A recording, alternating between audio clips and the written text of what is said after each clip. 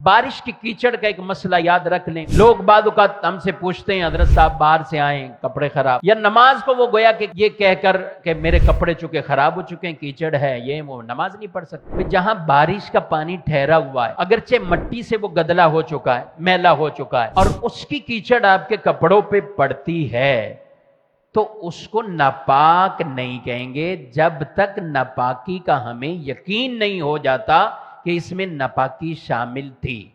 मसलन ऐसी जगह, ऐसे खड्डे या ऐसी जगह के जहां आम तौर पे गटर के पानी नापाक पानी होते, अब वही पानी बारिश का भी ठहरा हुआ है, अब वो अगर पड़ेगा, नापाक पड़ेगा, तो कपड़े नापाक होंगे। मगर इसका मतलब ये नहीं कि सारा दिन हम नमाज के लिए ये कह दें कपड़े नापाक हैं, हम नमाज नहीं पाक कर लें, धो लें। आप वुजू करने आते हैं, आप वुजू खाने पे बैठे हैं, अपने इनको भी आप, कपड़ों को भी आप साफ कर ले, धो ले, नमाज तो पढ़े, नमाज तो ना छोड़े। लेकिन नॉर्मल अगर पानी है जिसमें कोई नापाकी के बज़ाहिर आसार नहीं, तो या रोड के किनारे पर है, पानी जमा है, अच्छा बरसती बारिश में जब पानी बह रहा है तो ये पानी सारा बहने वाला जारी पानी होता है।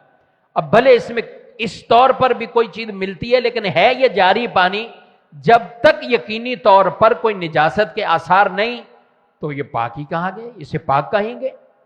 पानी जमा हुआ, कहीं उसके छींटे पड़ते हैं, कीचड़ के पड़ जाएं, तो ये पाक है, जब तक इसमें नापाकी हमें वाज़े तौर पर कोई यकीन ना हो। तो इसको यूं उज़र करके नमाजें ना छोड़ा करें कि मेरे कपड़े जो कि नापाक हो चुके हैं, कीचड़ लग गया, ये वो। हाँ, इसे धो लें। अब पाक कीचड़ भी है, भले पाक कपड़े, लेकिन मस्जिद में आ रहे हैं तो उसे भी आप धो लें, ताकि मस्जिद की सफ़ें या मस्जिद का फर्श वो आलूदा ना हो। तो इन वसवसों में अपने आप को नहीं डालना चाहिए। ये पानी नॉर्मल जो आम जगहों पर कि जहां नापाकी के कोई बज़ाहिर उस तरह के आसार नहीं है, तो ये पाक शुमार होता है। इसमें हम ये नहीं कह सकते कि गाड़ी गुजर के गई है तो टायर हैं, पाँव हैं, ये हैं, नहीं। हमें शरीयत मुताहरा ने इस बारे में बड़े वाज़े उसूल दिए कि जब तक नापाकी का यकीन नहीं है तो उस वक्त आप किसी चीज को नापाक नहीं कह सकते, उस वक्त नापाक नहीं कह सकते।